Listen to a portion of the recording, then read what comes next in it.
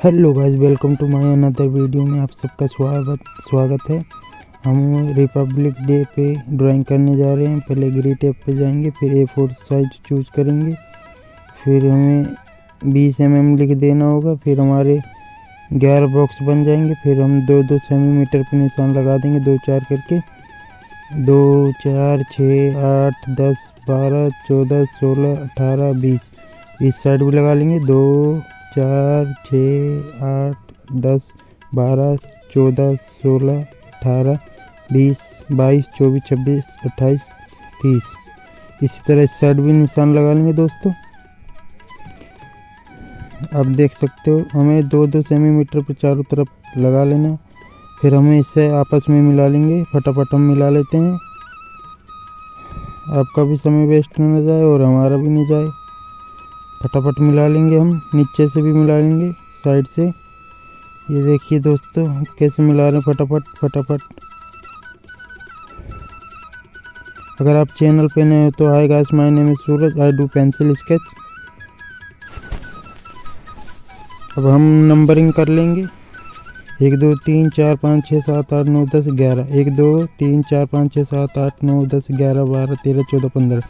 ठीक दोस्तों, हमारा सुभाष चंद्र बोस को ड्रॉ करेंगे। हमारा ऊपर से पहले हमें बॉक्स के बराबर हमारा इमेज जूम कर लेना होगा।